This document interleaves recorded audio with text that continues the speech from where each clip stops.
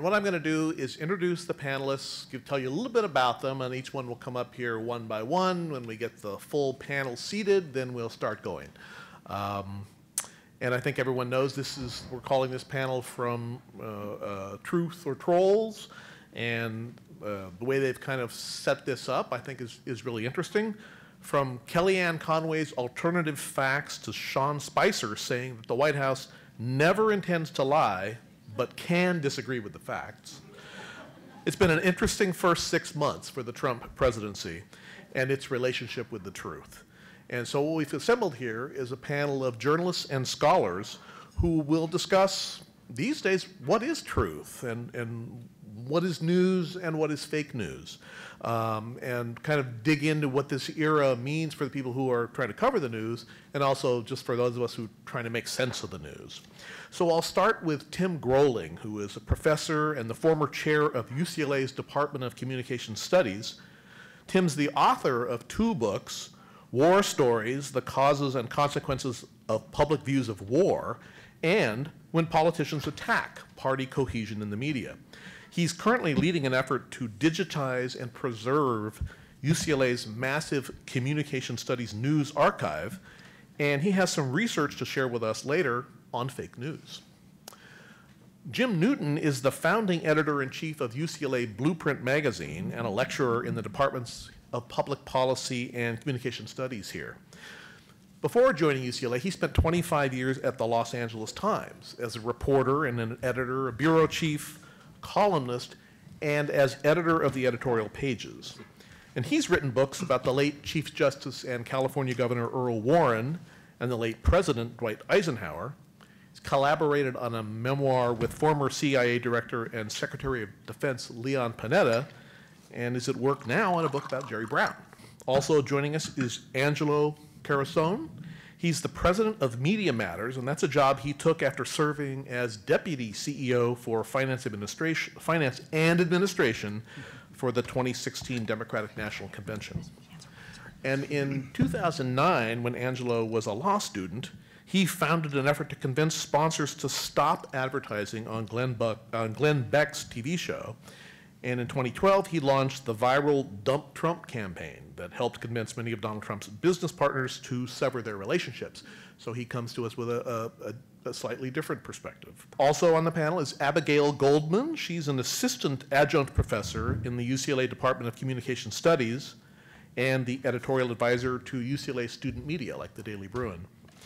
And she was a staff writer at the Los Angeles Times with George and I in the past. And while in the business section there, she and her colleagues won a Pulitzer Prize for their investigation of Walmart's effects on prices, workers' wages, and entire economies. Gregg Hernandez is the U.S. correspondent for Gay Star News and editor of his own popular LGBT entertainment website, Gregg in Hollywood. Gregg's a former entertainment columnist for the LA Daily News and a staff writer at the Los Angeles Times. He'd also worked at the Hollywood Reporter, and Gregg served 3 terms as president of the Los Angeles chapter of the National Lesbian and Gay Journalists Association. And finally, joining the panel is Dora Strong, who's the homepage editor of the Washington Post and who helps to lead that paper's digital strategy. She helped edit the Post's award-winning Top Secret America project in 2010 and worked on the Jack Abramoff investigative reporting package that won the 2006 Pulitzer Prize. Doris previously worked at the Dallas Morning News and is a past president of the Asian American Journalists Association, and she will talk in a bit about internet trolls and how they turned her life upside down for almost a month. A very personal story. I think to get this going, we'll turn to the academic, Professor Groeling, and you know, you've studied news through the years. What would you call this era we're in? And do you use the term fake news? I do not like the term fake news. Okay. I'll start with that, in part because I think it is so nebulous and open to interpretation that it is easily appropriated by a lot of different figures, including the president, to attack news on a variety of ways. So I think it's too unspecific to be useful. And this era of news, the sort of catchphrase I use with my students is, the current era we're in is closer to 19th century news than 20th century news. That the period of time that most social science theory was developed regarding the media that most of us grew up in was a time that is historically weird, where you have very few news organizations that were very professional, that controlled a lot of what the public saw, and it was very difficult to start a competitor to them. It was very difficult to enter a new TV network or to challenge the LA Times in the LA marketplace. And now we're much closer to something like the 19th century, where you have a lot of competing organizations. It's very easy to start a new competitor. They're very personalized. They're very emotional. They're less attached to the truth and professionalism than we have been used to. And so we've been here before. But Angelo, your group, Media Matters, has spent some time trying to define fake news. What'd you come up with? So I agree. I don't like the term fake news either, because I don't think when we think about fake news as a thing, it raises all those issues. And so we spent a lot of time digging into this, because I do think it's relevant and useful from the perspective that it talks about a shared experience. Because that's what I mean. The idea that there's misinformation or some false story or totally fabricated story that's put out there is not brand new. So this is not a new phenomenon. So when people use the term fake news, what we found is that they're referring to this collective experience that we all had, this phenomenon. And from there, if you unpackage it, there are three really distinct components of what we all just went through, what people sort of collectively call fake news. And in this experience, basically the three parts are, one, where the ingredients are coming from.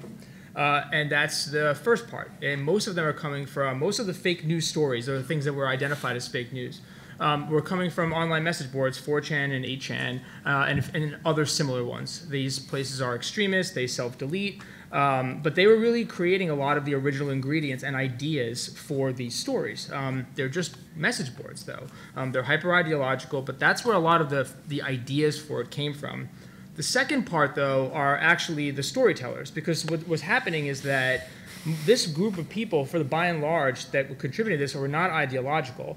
They were actually just doing it to make money by creating viral stories. And the way that they would get the ideas for viral stories were from these message boards. So they would basically mine these communities, look for very interesting threads or ones that had a lot of traction, and then they would write it up to actually tell a story, almost like a news article. And that would get shared far and wide. And that's how they would make money, through advertising. And now that wouldn't really have had an effect on any of us if nobody saw it. And so the third part are really these distribution mechanisms. And in that scenario, what happened is that there had long been, for some time now, a constellation of these hyper-ideological, in this case, right-wing Facebook pages. I mean, these are big communities. And they were basically taking these stories, which were false, but they would get a lot of traction. And they would share these posts, which would then give them traffic. The storytellers would get a bunch of revenue. The Facebook person that ran the Facebook page would get a lot of likes and engagement. And that is largely how the ecosystem got poisoned. I mean, we can get more into it in the rest of the conversation. There are elements here of manipulation in the form of, gaming algorithms and bot farms and all sorts of other factors. But at the end of the day, when we think about fake news, because I do hate to fight about the definition of it, by and large, what people are talking about is that experience of all three of those components coming together in a way that they previously had not. And that's why it became so fresh and it's such a big thing. At least that's what we found. And so that's sort of the foundation that we look at it from as when we talk about fake news. And speaking of experiences with fake news, Doris wrote about being at the center of a fake news conspiracy theory that really affected her life there for a while. So Doris, how does that go for you? So I'm just going to give you a little bit of groundwork. I'm not sure how many people here in the audience are journalists, but as a homepage editor, my job is extremely restricted to being in the newsroom. I almost never even leave my desk. So when I'm in my active role, doing my work as a journalist, I'm at my desk. I'm not in the field. And when I'm on my days off, I am often asleep. But I'm generally trying not to check in on the news. It would be very unlikely to be just hanging out on Capitol Hill. So what happened was in mid-January, Rex Tillerson was at his confirmation hearings to be the Secretary of State.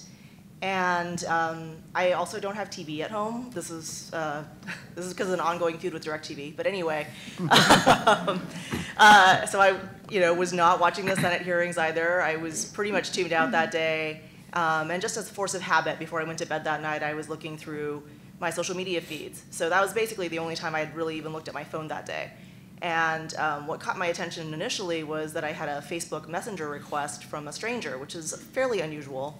And the request basically had a message that said, care to explain why you were taking pictures of Rex Tillerson's notes? And I didn't know who this person was, and trying to figure out who this person's profile was didn't really yield any information. And I kind of dismissed it and did not respond. Checking through various other social media feeds. And I go to Twitter, and depending on your Twitter client and depending on how you're looking at it, if you have just a few messages, it'll say, you have 7 notifications. I happen to be using the Twitter app on my iPhone, which only goes up to 20. If you're on desktop, it says 99 plus. Anyway, it says 20 plus, which could be 21, or it could be 200, or 2,000.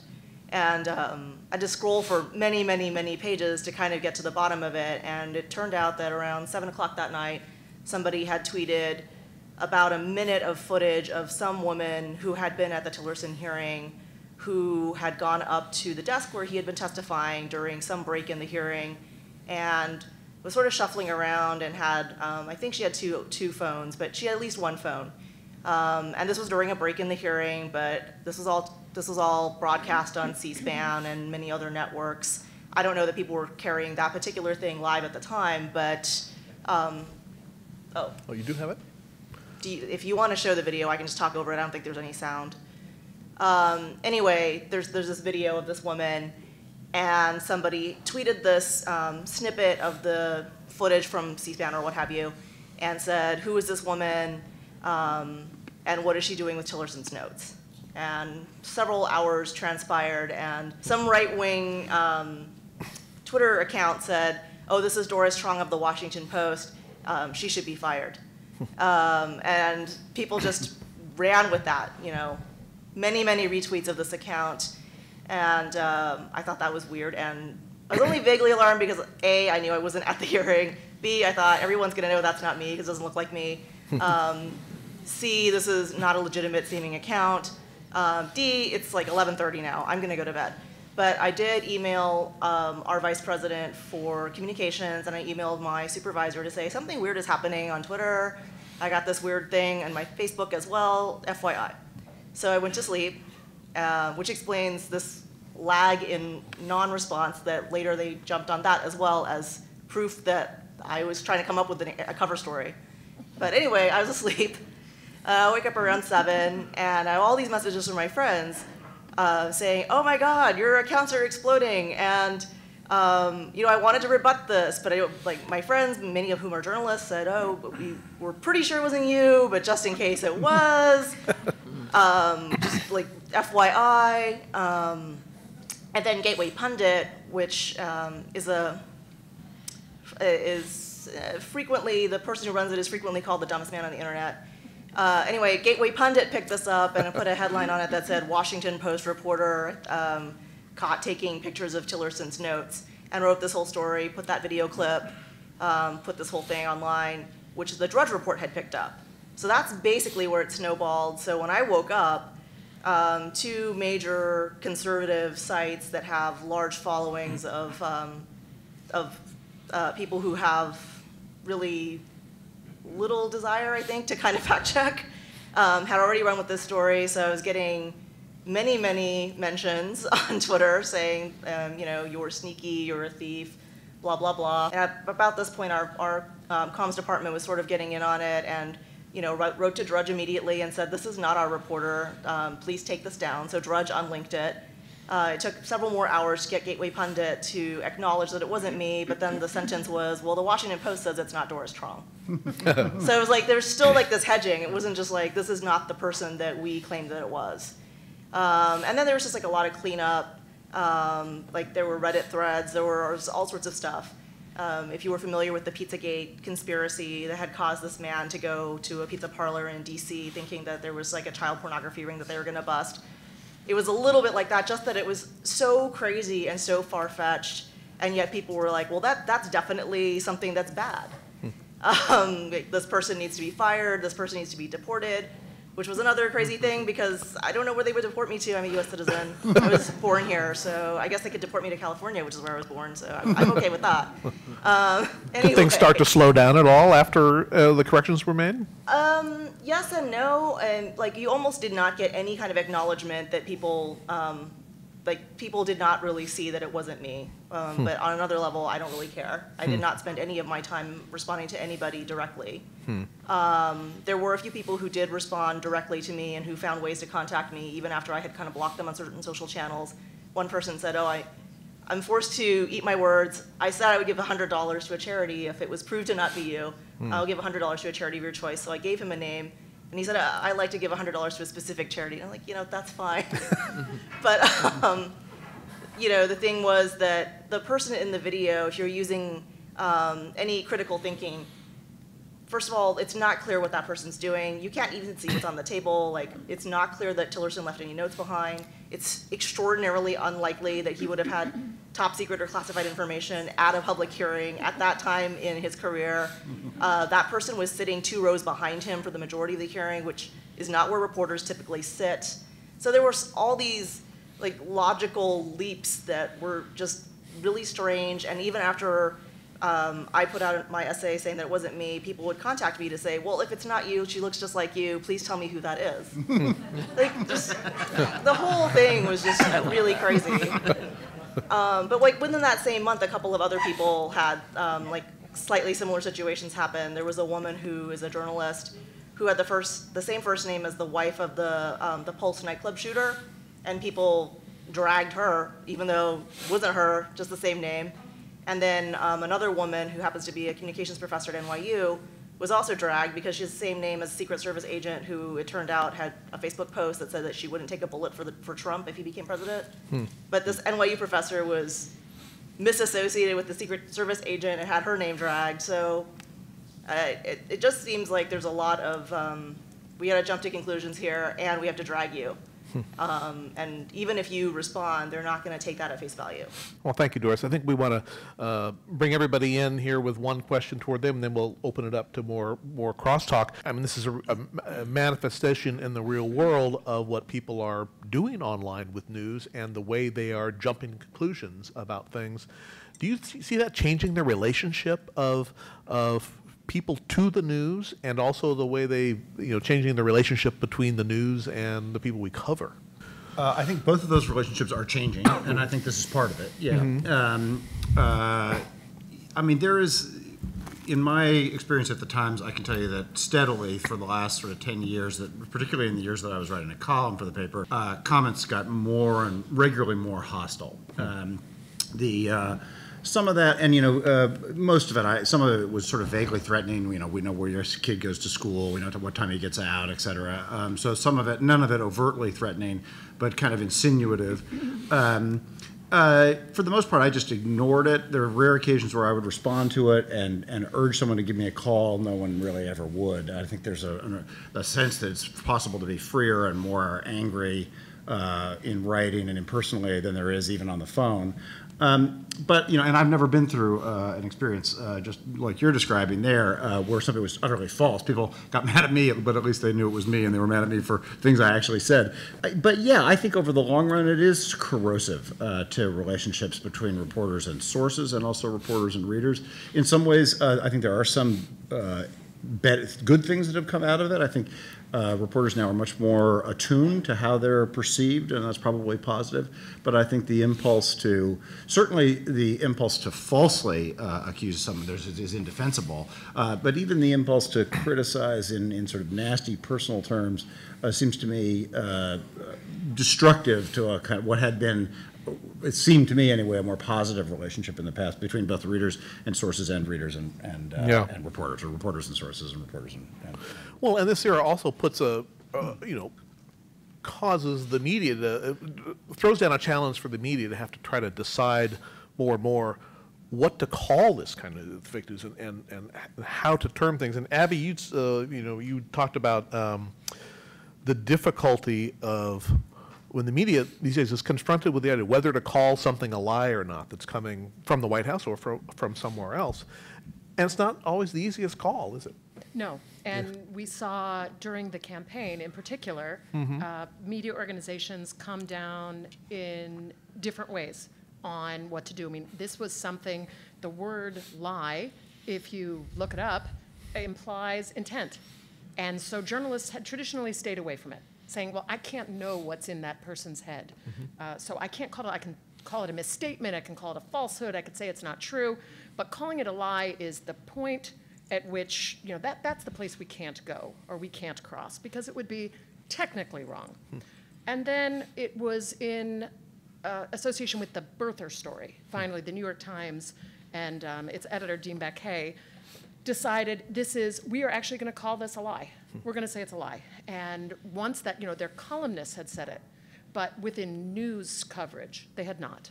And Dean Baquet defended that position, and it had been used then after that in headlines and in news stories in a few other cases, sparingly, but in a few. And this was in direct opposition to certain other publications, like the Wall Street Journal and Gerard Baker, who said, we can't say lie. That is editorializing, you know, which is the bane of news journalists everywhere. We shouldn't do that. And he stepped back and addressed this in a memo to the staff. Yes. Right, and you know, had some back and forth with the staff about it. Yes, right? and they ended up both. They were on Meet the Press. They went. You know, there was a lot of coverage about using this word because it was seen to be so different, with pundits on both sides saying this is correct, and at a certain point, you maybe calling a lie is the appropriate place for a journalist to be, versus someone else saying, after you do that, where do you go? And are you reducing journalists to name callers? Because you can say that something's true or not.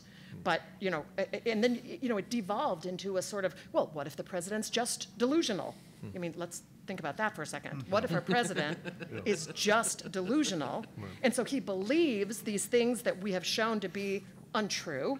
Well, then it's not a lie. It's part of I don't know where you take this, but I think it underscores the fact that we're in a different time and that these are very different questions than we've asked during other administrations. Yes, I think we all agree on that.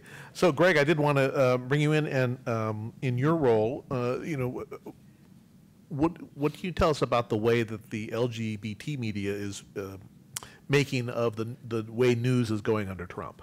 I mean, well, I first want to say when I was a young reporter at the LA Times, I used to keep all my mean letters in a drawer. And it was like a badge of honor, you know, and it was just seemed so innocent then. And now we get so many really nasty comments online because I work for an online news organization that I've stopped reading them. We have somebody in the office who does read them, but I used to read every comment about a year ago. I have since stopped because there's been a license to attack that in a way that can really kind of ruin my day, and I got too much work to do. So anyway, no more drawer. The innocence is lost. But I did want to say also that since Trump's election, the LGBT community is really watching for anything that they see as losing their rights, any rollbacks. It started in the inauguration. The LGBT website was taken off the White House site during the inauguration, during it. And then Betsy DeVos and Jeff Sessions were confirmed. Transgender guidelines in schools to protect transgender children were rescinded. Okay, those things were clear. Okay, we can get really mad about those things. Rallies happened, LGBT groups issued statements, and then it started getting really fuzzy. It started getting a lot less cut and dry. I did a few notes so I wouldn't sound like an idiot, but there was a draft leaked of an executive order where Trump was going to rescind Obama's executive order that protected LGBT people in the workplace, people who worked for federal government or anybody who has a contract with a federal, any federal contractors. Okay, so the LGBT groups, Human Rights Campaign, GLAAD, they put their statements out, they plan rallies, all the logistics are planned. Everyone's outraged, ready to go, ready to have another women's march of 75,000 people downtown. It did not happen. Just didn't happen. So whatever sources, whatever was being floated Didn't happen. A few days later, there was a religious liberty executive order that was leaked to the investigative fund and to the nation. So you think, well, these are very credible people. I don't have sources in the White House. It comes down around 6 o'clock at night, so we all attribute it to them. It is reported widespread. Statements issued, rallies planned, meet tomorrow at 5, we're going to go crazy over this. It was seen as a license. These religious liberty, a lot of you may know about these. The LGBT community sees them as a license to discriminate in employment, social services, healthcare, et cetera. So rallies are planned, statements go out. Next day, the White House says, we have no plans to sign this at this time. So you're thinking, okay. So I'm thinking, all right, well, fast forward a couple months, it all happens again. Same thing. This was Politico that reports it. Trump's going to sign it tomorrow, on the National Day of Prayer. Rallies planned. And now the comments are different being issued by all their organizations, and I've never seen it in my career. If this happens, this is how we feel. Crazy. You're so discombobulated for what is going to happen, what is true. And so we were actually getting these statements from these groups because they're trying to cover their bases. I talked to somebody at the LGBT Center. I said, what about the rally tomorrow? Well, we have a plan A and a plan B. They now have it where they can call this thing off in 5 minutes, or they can get it going in 5 minutes because of all these false alarms. And do you think those are coming from, are you being trolled? Is that why the information is going out? Trolled, or is this... really, it's not really being trolled. It would have to be, I think, an unreliable, it's what is the truth coming from the Trump White House? I think that's what I was going for with this. What is the truth? What the truth might be at 8 o'clock at night might not be the truth 2 hours later. And I don't think we've ever really experienced this. We're getting these from people who are well-sourced, who are covering the White House. So you know how, I'm not a White House correspondent, but you only go with an organization that you trust. And then the next day, it didn't happen. And then we find out, well, Ivanka Trump talked him out of it, at 10 o'clock at night or something like that. Huh. So I just was interested in bringing that up because not only does it change, not only do we have to report very carefully, but how everyone reacts, the community trying to be ready, trying to protest, trying to draw attention. How many times can you play, call wolf, but then finally he does sign a Religious Freedom Act, and it has no teeth to it and has no effect on the LGBT community. So just stay tuned. That's kind of where we're at. Well, Jim, does that sort of speak to the challenge of covering the White House these days, in that there's a lot of leaking going on. There's a lot of sources in the White House, and they don't speak to each other, apparently. And their relationship to what the president's going to say seems a little tenuous. So I think for people who are covering the White House, it seems to be like it's the best of times and it's the worst of times. And there's a lot of information out there, a lot of stories that are true when they write them, and then the message can change the next day. Is that right? I would agree with that, and I would say while that feels new, in another sense, I think it's really old. This is the trial balloon, right? I mean, there's a sort of tentative leak of information. You see how people react. There's a very famous story in journalism of Ben Bradley, then a reporter, wrote a story that J. Edgar Hoover was going to announce his retirement the next day, and he was kidded for years that he was responsible for Hoover lasting for 47 years because Hoover just wanted to prove him wrong. I don't think that's a new phenomenon. It just unfolds much more quickly, I think, today than it used to. As you nicely mentioned in your introduction, I worked on a book with Panetta a couple years ago, and Panetta was chief of staff to Clinton in the White House, among other things. And he was asked this question. We did an event together the other day. He was asked the question about why this White House is so leaky. And his answer to that I thought was interesting, which is that he said that really the best protection against leaks in a White House is not the threat to prosecute people or to uncover them. It's to convince them that there is a joint effort at work here and that leaking would hurt the president. I think this president has done nothing to convince his staff that that's the case. And so instead what you see policy debates play out in the form of leaks. I suspect that, I don't know this obviously, but I suspect that a leak that says that the president is about to sign whatever kind of order that will rescind rights for certain people is probably leaked by someone who opposes that order and wants the publicity to produce exactly what happened, which is that the president ultimately doesn't sign the order. I mean, that's a fairly common Washington phenomenon. I just think it happens so rapidly these days. It's almost hard to keep up with it, and and it also turns over so much more quickly because it can turn over several times a day, as opposed to what I was more accustomed to in a kind of newspaper environment, which is a once a day kind of setting of those thresholds, and that's obviously just not the case now. Well, you see a lot of people, pundits on CNN after midnight on the East Coast who have been working all day, and they do start to look exhausted. And I think that's one of the questions. One is, do we think that how much of this, both the fake news phenomenon, but also the conflicting messages out of the White House, do we think is strategy versus amateurism? It used to seem like strategy is starting to be kind of, they don't really know what they're doing. And I think that connects to the question about how much of it is strategy and how much of it is just incompetence or confusion. I don't know how much of it is a grand strategy, but I think, as it relates to your question specifically, the thing is that Trump really is very good with the media. And I've had direct experience with this, but also throughout the campaign cycle. The reality is the nexus point between the sort of industry of fake news and then the hyper-ideological stuff like Gateway Pundit and others is that Trump consumes it. And as a result, there's a engagement there. I mean, a very big part during the campaign cycle would start actually in his campaign offices with his social media director who was his caddy in the 90s, and then it became a really close friend and is never not at his side. I mean, here's a germaphobe that doesn't do anything, but they share a jar of peanuts on the airplane. I mean, he is one of the few people who is a family.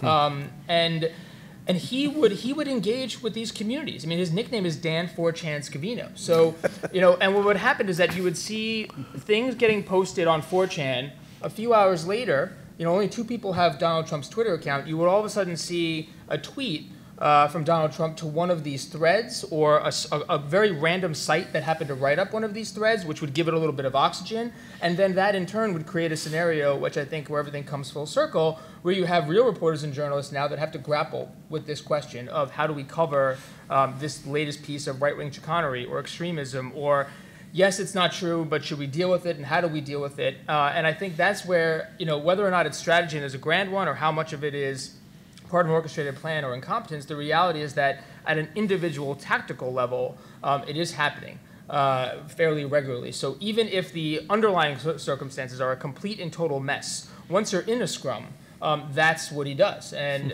that him and his apparatus, with just a few people really, can really grind the gears of truth. With all of this sand that they toss in there, because they are incredibly social media savvy, and Trump does deeply, consume it. And then just as a last point to illustrate it, one thing during the campaign cycle he would do is he would retweet. He would retweet these random attacks. Like he would retweet them against journalists, but when he was really mad, maybe against Megyn Kelly or some of these lies, they'd be retweets. And then people say, well, and the idea usually is retweets are not endorsements. Everyone says that. One time when he was pressed, this was early on when it was attack against Jeb Bush. He had been retweeting some attacks against Jeb's wife. He was asked during an interview about his retweets, and he said, I retweet for a reason. And that was what he said. And his argument was that it's an intentional decision on his part. It's essentially an outsourcing, not just of extremism, but also of the misinformation, that it still gets it into the zeitgeist, it still makes people have to grapple with it, but it's one step removed from him for whatever reason that is. And the last piece there is that it incentivizes others to promote and distribute that misinformation, because the reward is that Donald Trump will retweet you. And so it is where I think a lot of the sort of fake news stuff and the hyper-ideological piece comes full circle, with Trump really being able to deeply understand it and work with it. I mean, and in fact, we're in a new era of yellow journalism, in part driven by competition, not necessarily by political motives, but by economic ones. I mean, part of what I think is underlying this is you would normally think, if you believe in the free market, that more competition leads to higher quality. That does not seem to be the case in journalism. And I think it's in part because consumers of news have a very hard time legitimately telling whether or not news is high quality or not, or the information they're getting is high quality or not. There's studies that go back for a long time in communication that people will see a piece of news, and depending on their own prior beliefs, believe that it's biased against their side or another side. They're mutually exclusive, can't both be true. And people interpret the news in ways that are consistent with their biases. We have done experiments in my own research where we've shown and we've created fake news stories, videos, and in one case attributed it to Fox, in another case attributed it to CNN. And people who like CNN will not see the flaws in these stories, will not see them or characterize them as biased, even though they are. And if it's attributed to Fox, they will, and vice versa, depending on whether you like Fox or CNN. So people's attitudes when they go into stories often affect how they believe the news in them. And professionals have this problem too. I mean, you might be aware that when the University of Virginia rape story in Rolling Stone came out, many journalists promoted that as a great story, must read. Everyone thinks this is a wonderful story that was in fact false and discredited and lawsuit worthy. There are many examples of people who won Pulitzer Prizes who have faked their stories. And it's difficult not just for journalists to do that, but scholars. I study media bias as one of my topics. And if you are trying to study that systematically, it's very difficult to judge the quality of news on that standard. There's a study came out from Harvard in the past week where they showed in the first 100 days of the Trump administration, NBC and CNN had 93% negative coverage of Donald Trump. But what's that mean? I mean, did he actually maybe mess up 93% of the time and that's fair? I mean, it's very difficult to assess what the proper or real best coverage would be. The earlier panel today, the first panel was arguing amongst themselves about whether or not Bernie Sanders should have gotten more coverage objectively or less coverage, whether or not Donald Trump got too much in the primary or the right amount. It's very difficult for even professionals to agree on that point. Consumers have other problems with news quality. Among other things, if news is really valuable for somebody, it's telling them something they don't know. And that is something that you're, by definition, not very capable of judging the quality of. So if it's telling you something that you know is true, then you've wasted your time consuming it. So the problem of not knowing what you don't know in the first place really, I think, is a constant pressure downward on people's trust of the media. So you see all these allegations. The news isn't covering the story about this pizza place. The news is not covering this really important story, and it's very difficult for people to assess those claims. So they fall back on other criteria. They fall back on, well, does this fit with my prior beliefs? And if you continue doing that, you continue to get more and more partisan news being believable and excluding nonpartisan news. You also might consume news that makes you feel good. You might consume news that's entertaining, which is its own sort of separate infotainment, but you also might consume news that makes you feel good about your political beliefs or what you think about yourself. And again, all of those things tend to, I think, make politics more extreme and people's beliefs more extreme. And that's what I think we're seeing play out now. So, you know, Abby, you talked about, I mean, you've been critical of some of the press's actions on other things as well, including BuzzFeed's decision to publish the alleged Russian dossier on Donald Trump. And you argue they made the wrong call. I think they probably did. But I guess what's interesting to me about it is sort of first how it came to light, how they decided, their decision making, and then their rationale for printing it.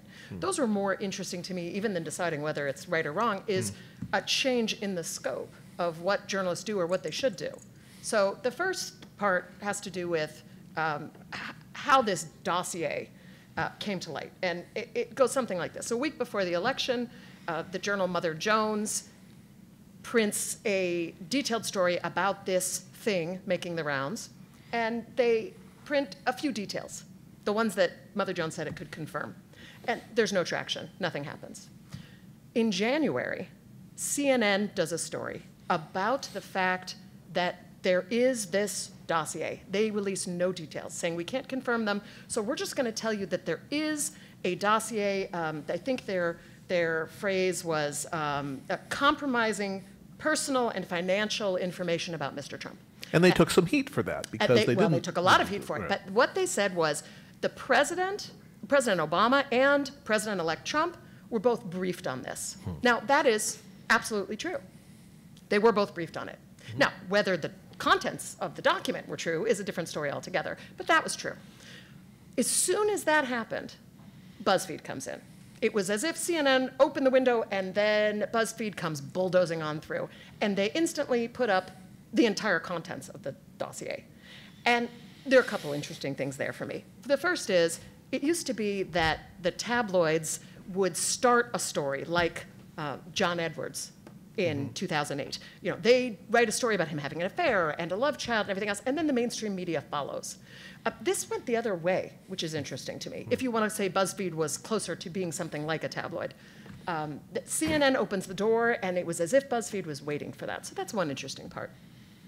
But the other interesting thing was the way BuzzFeed dealt with this story.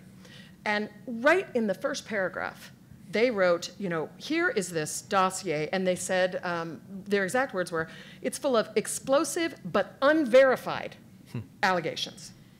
And they said, we have deployed journalists around the world to investigate this. And we have investigative journalists around the world. We can't verify it. They actually said verify or falsify. That was their term, falsify it, which, all right, I'll leave that alone. But they do this, and then they say, however, we can't do it, but we are going to let Americans decide. Now, for Americans to decide, they presumably have to have their own investigative journalists who are fluent in many languages. And BuzzFeed didn't say how Americans are supposed to decide. If they couldn't do it with their teams around the world, how is it that Americans are supposed to vet this information? And you know, there was a time, I think most mainstream reporters would pull the plug right around the time that in their first paragraph they say, here, you know, I'm about to give you this news, but it's unverified. Well, then that's probably not news, or at least not the way we define it, right? This is something else. And it was one of the things I found particularly interesting or maybe concerning is that BuzzFeed said, you know, this is what we believe the job of journalists to be in 2017. We're going to let you decide. We're going to be transparent. We are, you know, we want to err on the side of publishing, which means publishing on the side of errors. You know, this is a document that nobody's been able to verify. And they said, they seem to indicate that they rejected the notion that reporters and people in Washington should know the contents of this, but the public shouldn't. They were going to do the public the favor of letting them in on this secret. I understand that inclination. That is the inclination of journalists, to not hold back something. But when you're holding back something because you don't know if it's true or not, so basically, all you have to do is give something to the FBI, and then you can report on the fact that the FBI is looking into it. And I don't know, the FBI could look into a lot of things that aren't true. And that opens the door for all kinds of factually incorrect or potentially factually incorrect stories, but we're going to let Americans decide. So it is interesting to me that I think certain publications have made it easier to have people question what is real news, what is fake news. And of course, President Trump immediately responded to this. He responded to CNN. And this was when he blew up at CNN during a press conference and said, you are fake news. And it was about the dossier story. Now, of course, CNN actually had reported nothing untrue. I mean, I think he was, you know, confusing it with BuzzFeed or saying, but one had printed the contents of this dossier that was unverified, and the other had reprinted that there is a dossier floating around. Yep. And I think one of the other interesting things about that is that everybody had it.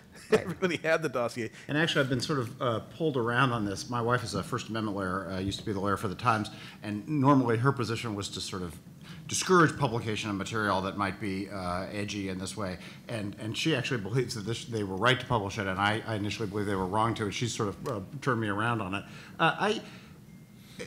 I agree with what Abby's saying, that I think that there's something compromising about publishing material that you have reason to believe the underlying substance is not true. On the other hand, this is not just a dossier that someone called the FBI about. This is a British intelligence agent. The FBI took the allegation seriously enough to investigate. It was not just Obama and Trump who were briefed about it. It was given to members of the intelligence committees. I think clearly CNN was right to report the existence of the dossier and the fact that it was under discussion and under review. Mm-hmm. I think the problem with that story is it begs the question of, well, what the fuck is it? You know, and so I think at some level you have. I think it's incumbent on journalists to go a little bit further than just saying there is a dossier. That some description of what the substance of it is makes you, as a reader, appreciate whether to take it seriously or not. Now, this is the point where I may jump over to your side and off of Carlene's, my wife's. I do think some of it is so salacious, so lewd, and so odd that I'd be uncomfortable with it, and so I'd be careful about how I reported it. I don't think I would have done what BuzzFeed did and reprint the entire document. But I think some description of it is important in order to understand why it's important.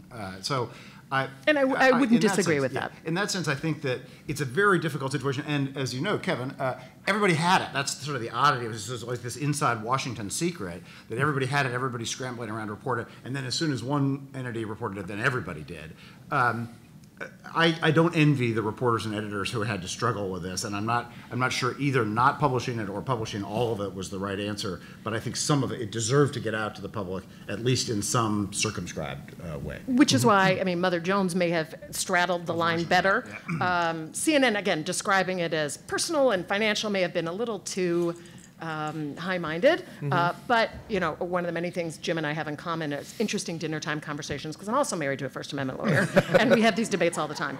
I think it is, I just cannot imagine, and I would say that my fellow journalists up here, writing something for publication that says, the following is the unverified version of something.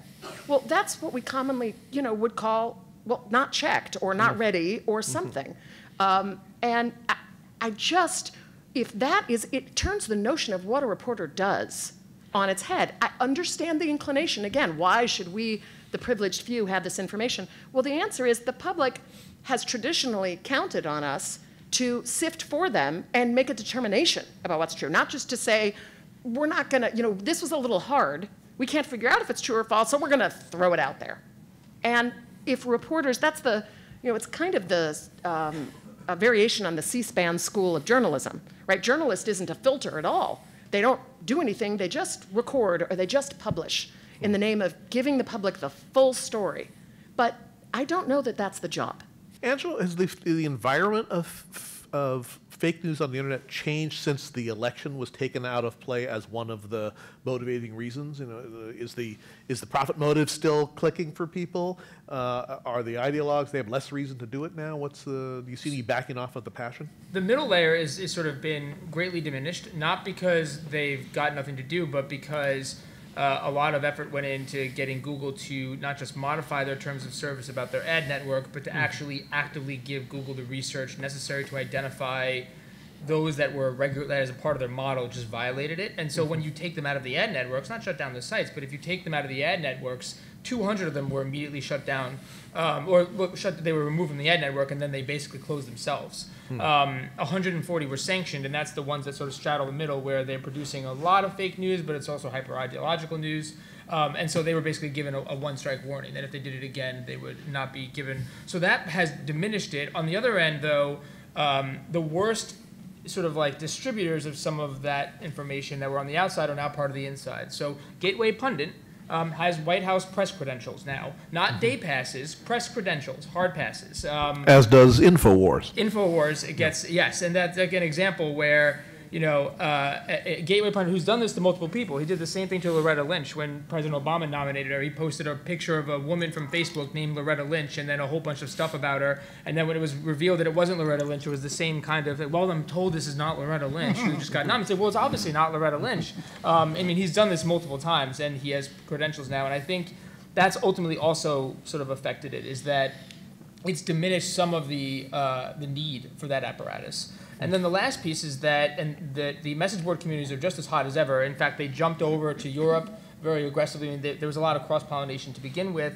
But you mean taking advantage of the European elections? That's right. And that's the thing, that that hasn't changed. The one thing that's weird now is that there's that some of the stuff from that were part of these basically message board threads from last summer are now popping up in traditional media, not real press, but in sort of right-wing commentators who have platforms, radio hosts and some Fox News personalities, because it's great content.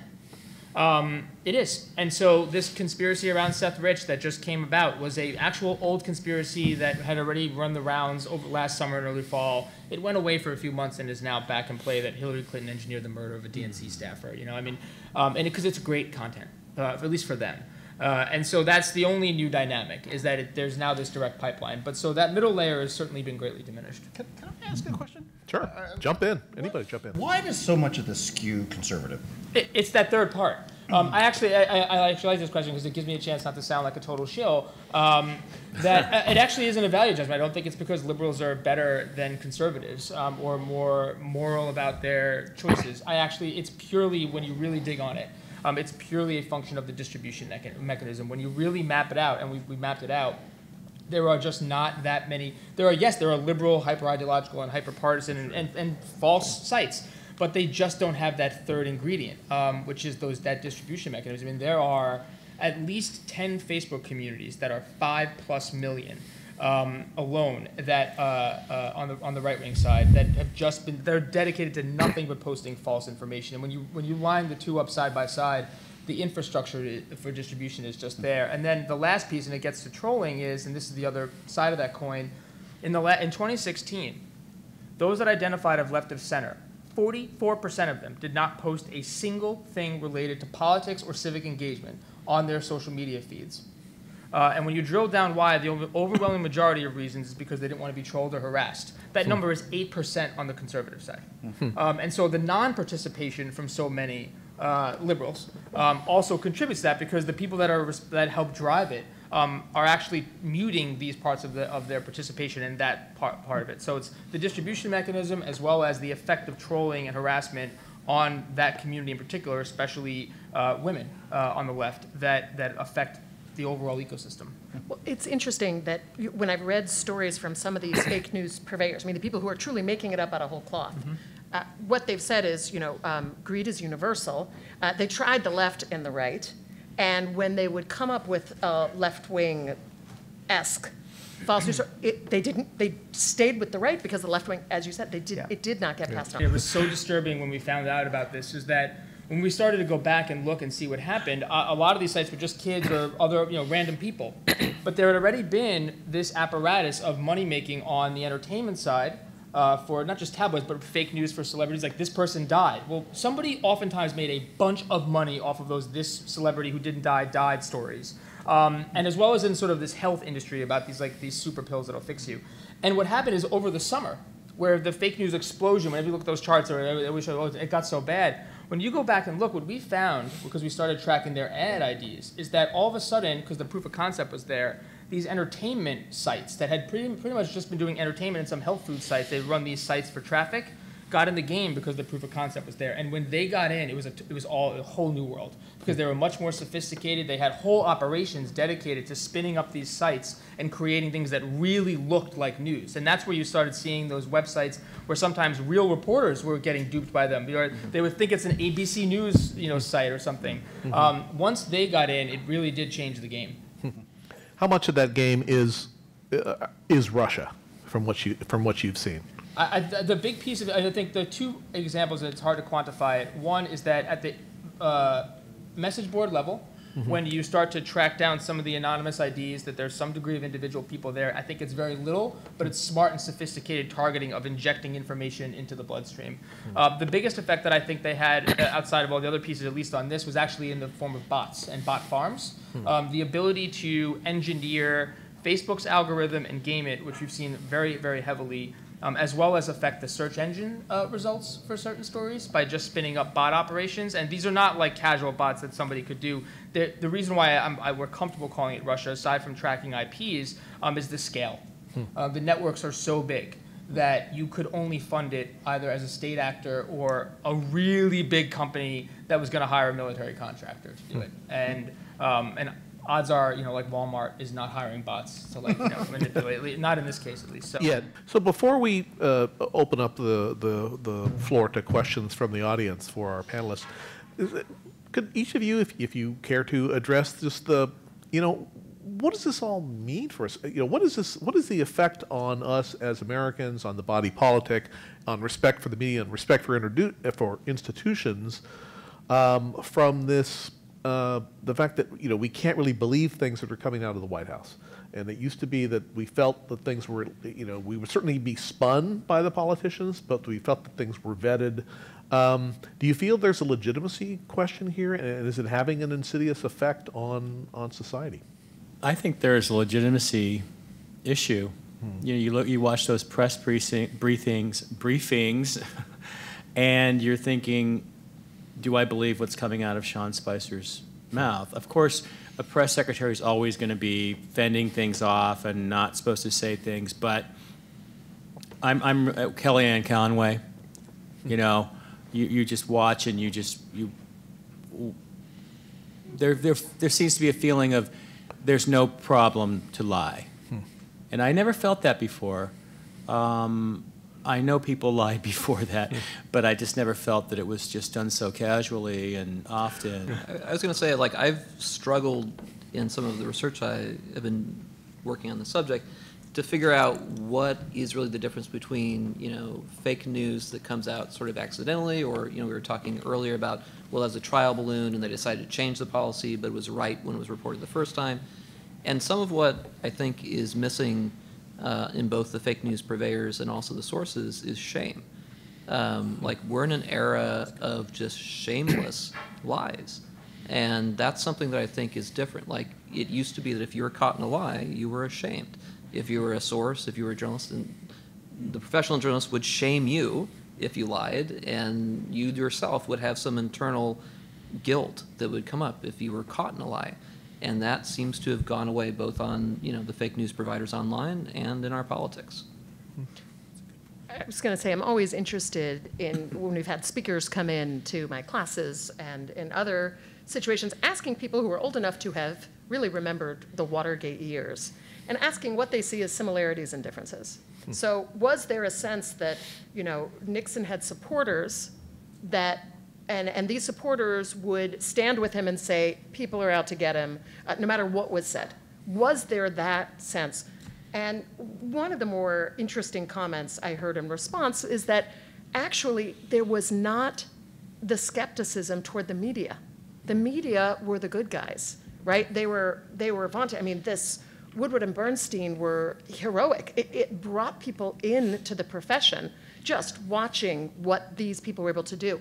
If we don't have an arbiter anymore of, or someone, a body or an institution or institutions or professions that we see as neutral enough to say yes or no, if everything is up for grabs, if we just can't tell, maybe that's fake and maybe that's fake, what does that mean if we don't have anywhere to turn? And that's the problem with taking mainstream news and relegating it to the category of, well, maybe and maybe not. Where if we are arguing about facts, then we have nothing left to argue about.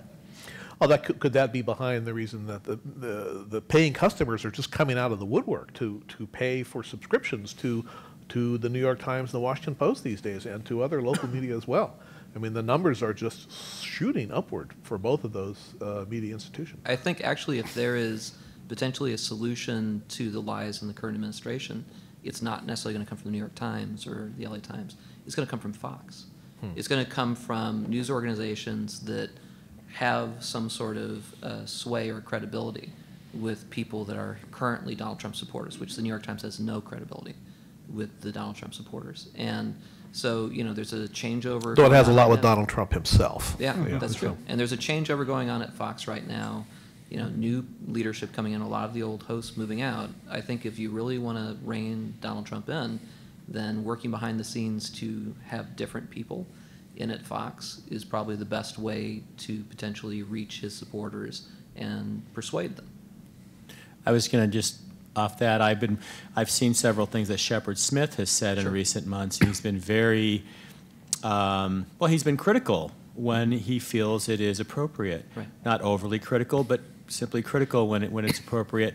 And also with Sean Hannity this week and this story that he wouldn't back off of, I guess he's on vacation right now, so we'll see if he returns. But there seems to be a lower tolerance, so something is Bill happening. O'Reilly's on vacation too. just- Yeah. Well, I think one thing too, aside from Yeah, go ahead, Tom. aside from the news purveyors ourselves, is that like Facebook and Twitter, social media, the people who are in charge of those sites are being a little bit more active about controlling some of these trolls. So like if I go to the Twitter app now, I don't see nearly as many of the unverified accounts tweeting at me, but if I use a third-party site like Hootsuite or TweetDeck or what have you, I'll still see some of that. So they're trying to mitigate the spread of people who don't necessarily, like people who are just spreading false information, people who are spreading things that came from an unverified source. Twitter and Facebook are trying to kind of slow that down a little bit. So I think that if there's some way to partner with them in a way to make sure that, you know, the algorithm does elevate things, and, you know, it's incumbent on all of us to then report things that are fake news, because, you know, Facebook has that button now. But you have to think about, is this fake news or is it something I just don't like? Well, could we thank the panel for their conversation? Thank you.